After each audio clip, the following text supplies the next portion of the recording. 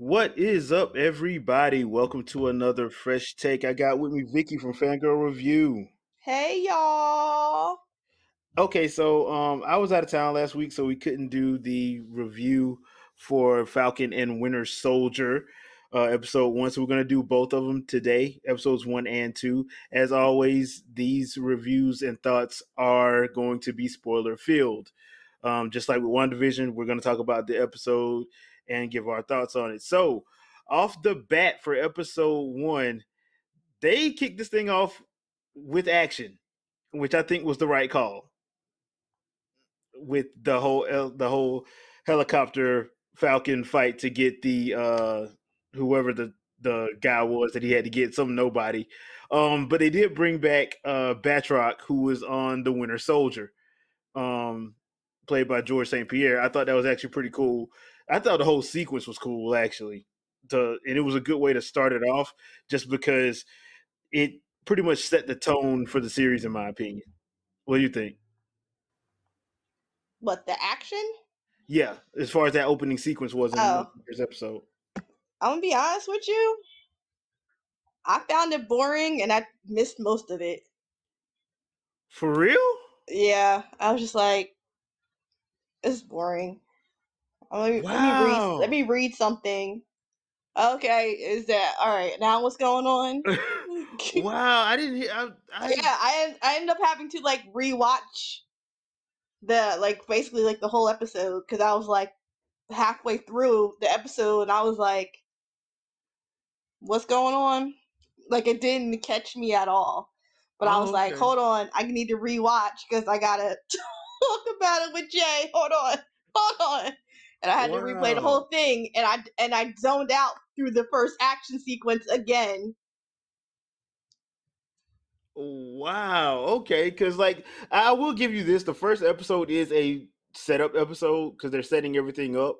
They're getting you caught up with what Bucky and Sam have been up to because they don't even meet in the first episode at all. So you get to see two separate, stories unfolding side by side. They do have uh, a surprise guest, I guess you could say, because Rhodey does show up. War Machine shows up at the first beginning of the episode where Sam unwisely gives up the shield.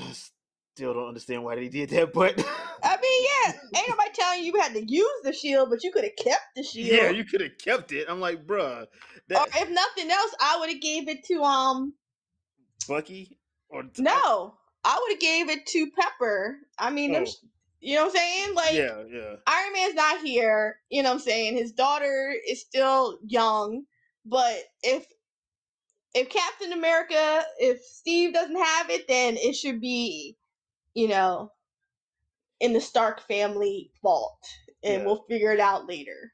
Well, it should not have went to the government at Oh no, no point in time. that's never. No. It don't go to the government. You just pass it through the family. You give it to somebody else. Yeah. And, That's all. and I think everybody was saying that as soon as they saw him do it, they're like, what the hell was you thinking? Like, have you not been paying attention through the entirety of the MCU? Especially since like Civil War? no, not even any of that. Like you're gonna be so heavy handed about all the foolishness that black people deal with in America with the government, everything like that. But you're gonna tell me this black man was gonna give over that shield that his best friend gave him? Knowing good and well what was going to happen. Like, what? Like, no, you can't tell me that. No, y'all trying to make this believable, but that ain't believable. Cause ain't no black person was doing that. They would have. We gonna hit it, hide it. He from New Orleans too. He gonna hide it somewhere before anywhere else. Yeah, that whole I understand from a writing perspective what they were trying to do. I guess they were trying to be like, okay, he just can't accept it. I'm like, yeah, but if you go by what's been going on in the MCU, there's no way in the world he would have trusted the government. There's no way. Yeah, especially if they're coming. I mean, it wasn't that long ago. They dealt with the drama of um, being on the run and the Avengers, and how the team has split, and it was hero registration. You know what I'm saying? Like they went through that was literally 5 minutes ago Yeah.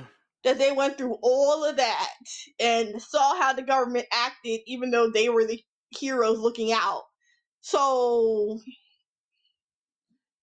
Yeah, that was just stupid. And of I'm course, sorry, but plus my uh-huh. best friend who is now, you know what I'm saying? He about to die, whatever.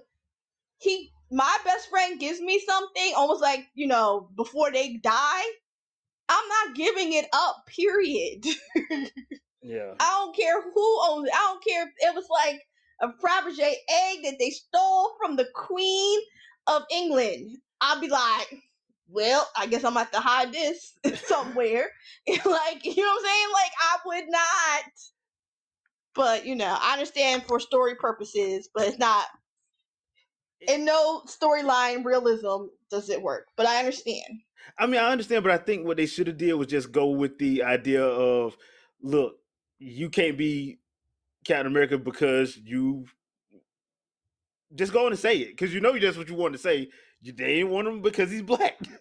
I mean, to me that makes more sense than him just giving it up and expecting them to leave it in the Smithsonian. Mm-mm-mm. That to me that just makes more sense. And that don't even sound secure to me. Yeah. So I mean, that's that one thing I just didn't understand about the episode. Now the other thing that I did like about the episode was the stuff with Bucky. They got me feeling bad for Bucky. Especially in that first episode when you see the nightmares he was having, him trying to kind of like come to terms with the stuff that he did as the Winter Soldier, his therapist being the worst therapist on earth. Period. I mean, that whole sequence. I've become real invested in his side of the story. Now, Sam's stuff with his family, I thought was interesting because they're dealing with stuff post blip, and Sam was dusted for 5 years, so it brought up a good point about, okay, you've been gone for 5 years, you have no collateral. So basically, what happens is 3.5 billion people are gone for 5 years. The world recovers, tries to get some kind of semblance of normalcy. Then 3.5 billion people come back, and it's 5 months later, and you're trying to get stuff, and the world still ain't, you know, figured it out. Because pretty much in this series takes place 5 months after Endgame, which means 3.5 billion people just snap back into existence, and they don't know that it's been 5 years. And it's real interesting seeing like normal people trying to go through normal stuff, and that stuff was okay with me, especially the bank loan situation. I thought that was interesting because it does bring up another layer of, okay, dude, you were gone, and while we did miss you, stuff didn't change. You just don't understand. It ain't as simple as you think it is to just go in and go grab a loan or something like that. So I thought that was interesting. Overall, I thought the first episode was a good enough setup episode. Um, it did what it was supposed to as far as setting up what was to come, in my opinion. So I'm taking it you didn't too much care for episode one. Hmm? I'm taking it you didn't really care for episode one all that much. No, Yeah. not at all. Gotcha. So with that being said, let's get on to episode two. So episode two I think is a little bit stronger, honestly. Uh just because now we get into Sam's disastrous choice and they start out with the whole, because at the end of the first episode the government quickly introduces a new Captain America. Like we didn't see that coming from a mile away. But this Captain America, he's not a super soldier. He's just a regular homegrown, you know, stereotypical, I guess you could say, uh, choice that they would make for Captain America. High school football standout, in the military, uh, did missions and all that other good stuff. So they were like, yeah, he's our Captain America. And And he you, comes with his own magical Negro. yep. This episode has a lot of that, and yeah, we're gonna get into that too. but he, I get they were trying to humanize him in the beginning, with them showing him like he's not good with all that, pomp and circumstance and all that parades and all that stuff where they're introducing him out and everything. But Steve wasn't cool with that either. Steve didn't like that stuff either. Um, so they tried to humanize him with that, but it's clear that this dude is probably way in over his head, and he's probably conceited to the point where it's ridiculous. So yes, he has his own black sidekick. Oh boy, you want to take the mystical magical Negro part? It was just too many black folks um giving words of wisdom, excuse me, to the white man. And like, even you turn around and get homeboy, Isaiah, Yeah, right? yeah, Isaiah. He still had words of wisdom. You know what I'm saying? So it's like, all black people just got words of wisdom for white people. Is that what we're doing? But at least, I think we got what the last pop up of the Young Avengers. Yeah, because they did show Elijah Bradley. Now Isaiah Bradley, that part I actually liked it. I knew he was gonna be in the series. I didn't know they were gonna drop him in there this early or this fast. I wasn't expecting. I was expecting around like episode 3 or 4 or something like that. But he's in the second episode, and they do a good job of introducing him, in my opinion. But yeah, he does have those 1 or 2 lines where you're like, okay, all right, I see where you're going with this. But I think it actually works because he comes from a comic called Truth, Red, White, and Black, and that's where the character comes from. If you want to take some time to Google him, you can Google him. It's actually not a bad story. It's actually a really good story. I like that story, but I'm wondering how they're going to use the character going forward, because I'm pretty sure he's pretty much in there to stay. There's no reason why they're going to bring Carl Lumbly in for one episode and not go back to him. So I'm pretty sure they're going to go back to him. But he's one of those super soldier experiments, because we kind of find out that they've been making super soldiers. Somebody has anyway. And it wasn't just Bucky and Steve, and America made some themselves. Yeah, I don't know why anybody with any kind of sense thought it was just the two of them. Like, come on, come on. What was what was that? What movie was that? Independence Day or no? What was the one with Jodie Foster and she was like talking to the aliens or whatever? Uh, And like, it was like a ring thing that they had to build for her to talk to them. Elysium. Are you sure that's what it was? I think that was Elysium. Yeah. It was Jodie Foster and Matt Damon and I don't know. let me That's not see. it. Uh, So what I'm going with this is that in that movie, crazy religious fanatic blows the ring thing up. They're like, we're not meant to talk to aliens, blows it up. And the government was like, all right, but we charged the people 500 billion because we built two.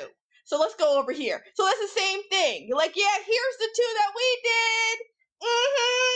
Yeah, and in reality, we got 50 more that y'all paid for that y'all just don't know about. Like, and, and to be honest, like Bucky didn't know about all of them. Bucky just the only reason why Bucky knows about Contact. yeah the contact. That's Yeah, okay, that's what it was. Yeah, yeah. yeah. But the only I reason was why like, what, Bucky Matt Damien? I don't think Matt Damien even really was out there popping back then. yeah the movie I was thinking about was from 2013. But the thing is, Bucky didn't even know it was that many. The only reason why Bucky knew about Isaiah because Isaiah beat him up because America sent him after him. And Mm-hmm. after the Korean War. So I was sitting there and I'm like, okay, that's interesting. And yeah, he never told Steve because I don't even think he had a chance to tell Steve, honestly, because they went from one fight to the next, and then he got put in cryostasis. Why did he leave Wakanda? Right? It's like, Now that I think about it, I would have never left Wakanda. Like, here's your place to just straight retire and chill out. Like, nah, I'm good, you know? Because I'm not what, coming back to America for what? like, what's out there for? Nothing. Nuh-uh. That's the other thing about the movie that I about this show that I didn't understand. I'm like, then they're gonna have to explain why the hell he left Wakanda because you wouldn't have paid me to leave Wakanda. They would have had to drag me kicking the screen. They had to come and drug. They would have had to drug me and then drag me out of there. I would have had to wake up in America. There was no way I would have left Wakanda of my own free will. No, Mm-hmm. no, hell no. Like, but that that being said, the other part of this episode that I actually liked was the Sam pretty much gets upset, rightfully so, after their meeting with Isaiah because nobody ever told him about it and nobody knew about him. And of course, some cops pull up and they do. Now, some people not gonna like this but I do because I have experienced that where you're having a conversation with somebody and the cops just pull up and ask. You're just having a conversation and they ask the person you're having a conversation with, "Is this person bothering you?" I've had that happen on multiple occasions. I'm like, yeah, I'm glad they actually put that in there because that stuff happens. Like, and I, for one, am glad they put that in there because they're not shying away from it. But uh, Bucky, we find out that Bucky is under arrest because he missed his court-appointed therapy session, which means we get the part from the trailer where Bucky and Sam are having therapy, and that's probably one of the funniest and most messed up scenes out in this episode to me. Mm-hmm. Just because but it also gets real because one of the exercises she have them do is talk about why they aggravate each other, and you think that they kind of made it seem like at the beginning of the episode that Bucky was mad at Sam giving up the shield because he was jealous. No, Bucky was mad because in his mind, if Steve gave him the shield and he gave it up, then Steve was wrong about Sam, which automatically means he was wrong about him being able to change and be a good person. And that's the thing that's messing with Bucky's head right now. And I thought that was actually deep because I wasn't expecting that. So they did a good job with that. I will give Marvel this. Their arguments that they be having between characters in episodes have been very good because the one in WandaVision was good and the one here is good. Is really, really good. Um, and I think because I think that happens right at the end of the episode. They go back out and at the end of the episode find out that they're gonna have to go talk to Baron Zemo. So next episode we're gonna be talking to Zemo and bringing him back into the series. So I'm still trying to figure out who the real big bad is because they're doing a good job of not telling anybody. Because I don't think it's the girl with the flag smashers.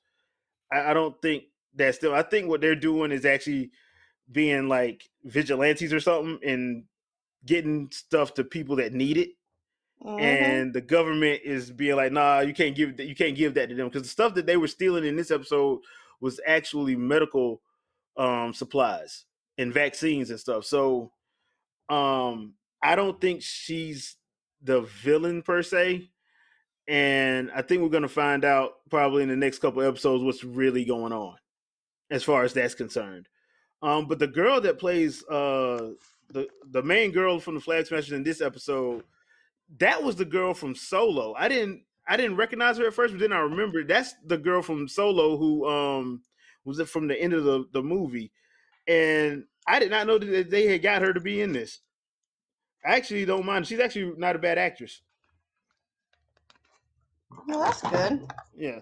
So overall, though, I've enjoyed the first two episodes. I thought they've done a real good job of setting the story up, and now this really does look like movie produced because a lot of the production value they put into it, you can tell that they spent a lot on it because it looks like it's from Captain America, from the Captain America movies.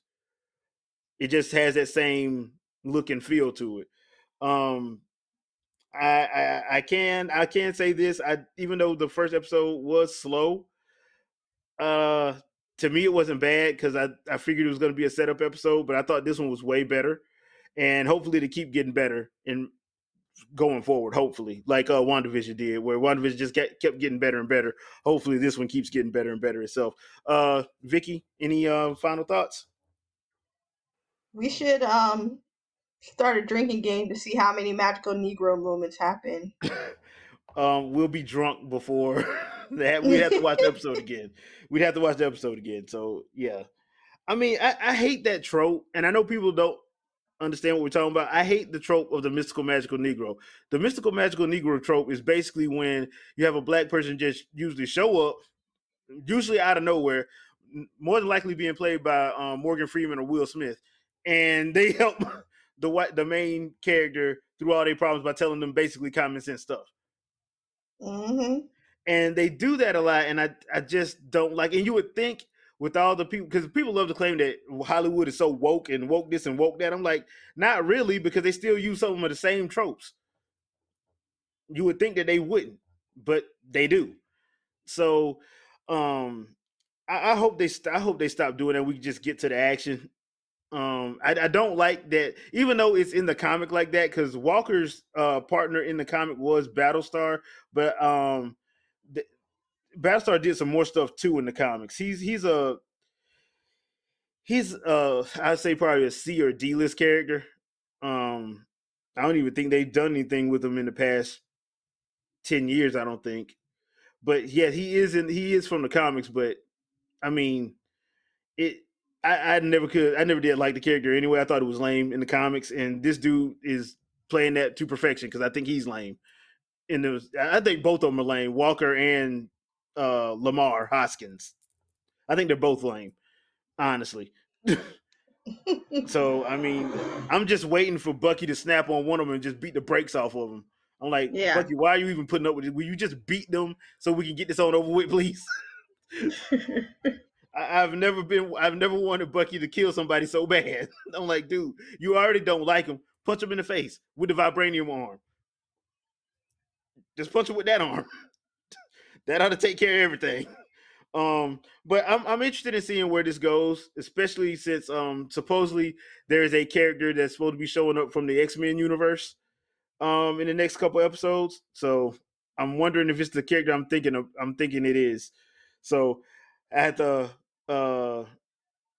I wait because I hope it's who I think it is. It's somebody that Wolverine is usually having to fight. So I'm hoping that's who they're bringing in, but we shall see in the next few episodes. So hope you guys enjoyed it. Leave a comment. Let me know your thoughts on the first two episodes. Are you enjoying the series so far? And Vikkie, anything else you want to pimp out before we get out of here? No, as always, check me out over on Twitch, Fandom Review. I'm always doing something fun, so check that out. That is very true, especially with the tiny oven. Yeah. Yeah, she had a tiny oven thing. It was actually hilarious.